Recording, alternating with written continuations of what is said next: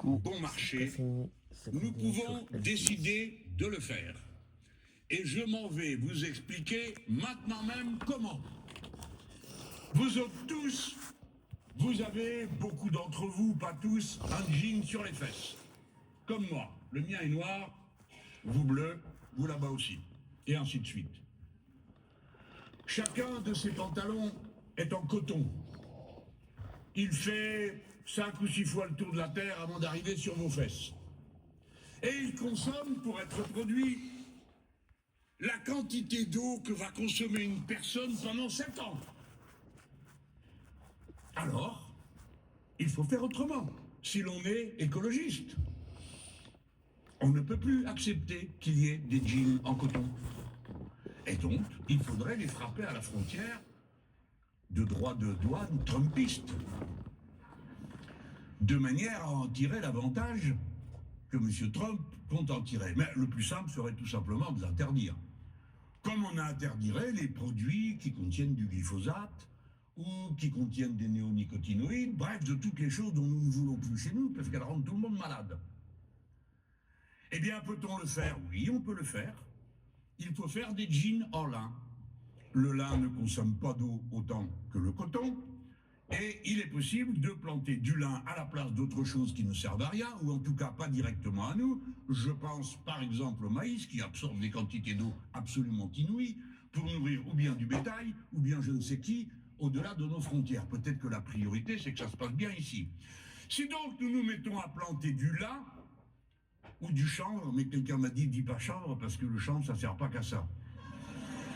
Ma foi, le gars qui a voulu m'en vendre un de costume en chanvre, qui est un type très bien, qui travaille vers Rouen, il m'a dit, Monsieur Mélenchon, le jour où vous n'en voulez plus, eh bien, vous l'enterrez dans votre jardin, parce que ça se décompose, c'est du chanvre. On m'a dit, bah t'as eu chaud, parce que si t'avais dit t'avais qu'à le fumer, tu serais mal. Et je ne fume pas, ni du chanvre, ni rien d'autre. Mais c'est pour vous dire, et mettre un peu d'humour dans quelque chose dont j'espère que vous retiendrez la leçon. Il n'existe pas de problème sans solution. Tous les problèmes ont une solution. Et même sur le plan de la vie personnelle, le stoïcisme nous a appris que nous restons toujours libres de décider de nous-mêmes. Voilà pourquoi cela fonde tant de choix. Eh bien, pour revenir au jean, qui est moins terrible que le stoïcisme, eh bien, nous pourrions fabriquer des jeans et les avoir à des prix qui sont comparables à ceux qu'on a pour les meilleurs jeans de ce pays. Mais peut-être que s'ils coûtaient un peu plus cher, vous consentiriez tous que tout de même 63 millions de jeans par an, ça fait quand même beaucoup. Et que peut-être qu'on pourrait, sans vouloir brimer qui que ce soit, revenir à des mœurs plus tranquilles. Ben oui, ben bien comme sûr. les générations précédentes les ont connues, où l'on ne passait pas son temps à se vêtir et se dévêtir pour en changer tout le temps.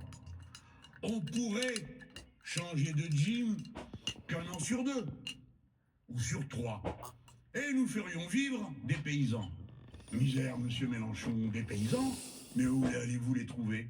En effet, il nous faut 400 000 paysans de plus. Où allons-nous les trouver? Savez-vous ce qu'est la vie d'un paysan aujourd'hui?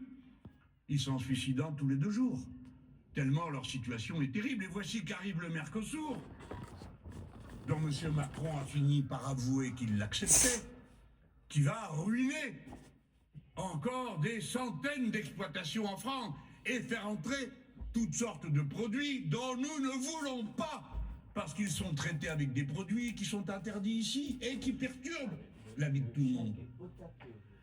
Des jeans que je vous ai présentés de cette façon, j'arrive à cette conclusion qu'il va falloir porter une nouvelle génération de paysans et de paysannes qui, évidemment, vivront différemment de l'enfer qui est aujourd'hui promis à ceux qui font ce métier.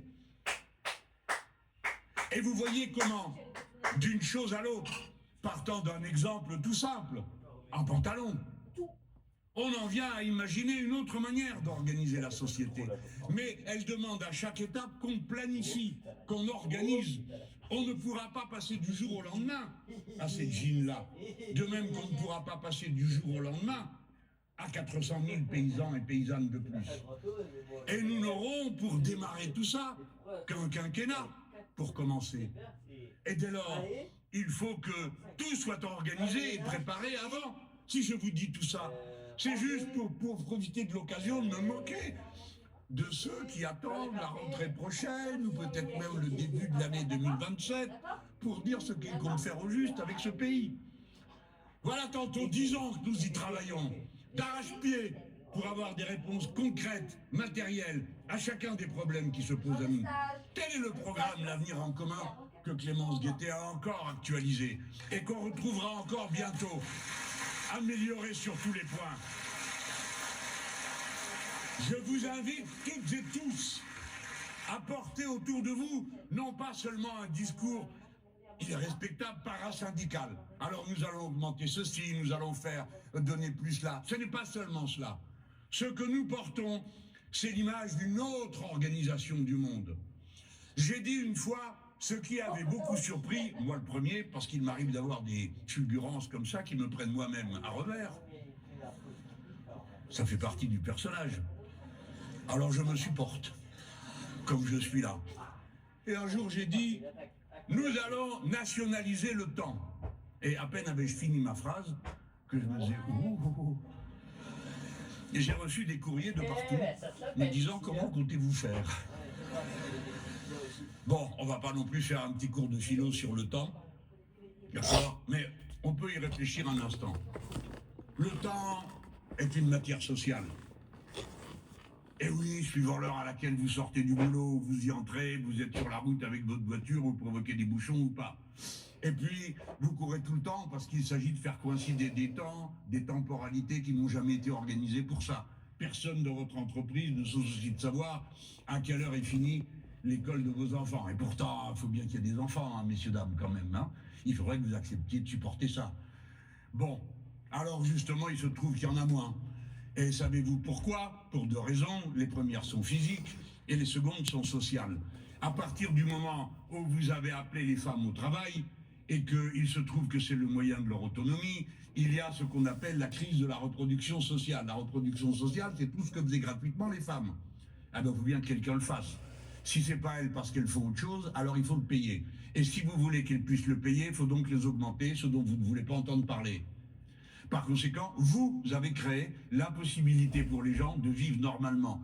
Car c'est un des aspects, une des formes de vie normale, que de vivre cette forme de parentalité.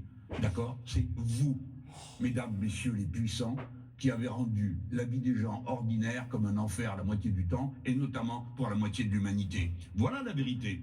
Bon, eh bien alors, si le temps est un produit social, donc on peut le maîtriser. Et ce que nous allons maîtriser, c'est la planification. On ne peut pas changer le cours d'événements comme ceux dans lesquels nous sommes plongés sans maîtriser ce qu'on fait. Vous ne pouvez pas changer une production sans donner aux femmes et aux hommes qui vont la faire la qualification. Et ça prend du temps. Vous avez inventé toutes sortes de subterfuges. Vous vous êtes cru très intelligent d'aller coller du monde partout en alternance, sans obliger à prendre des jeunes en alternance. Mais vous les obligez à en avoir, si bien que parfois ils ne peuvent pas valider leur diplôme parce que leur adresse ou leur nom les empêche de trouver une alternance. Ça, c'est la vérité de ce que vivent nos gosses.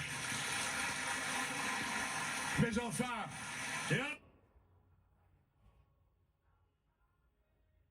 Allez, on a effectivement des petits problèmes de liaison avec le discours de Jean-Luc Mélenchon du côté de Saint-Pierre-des-Corps. On a compris la teneur générale de son discours. Arlette Chabot, Bastien Ogier, Frédéric Delpech, merci d'être avec nous.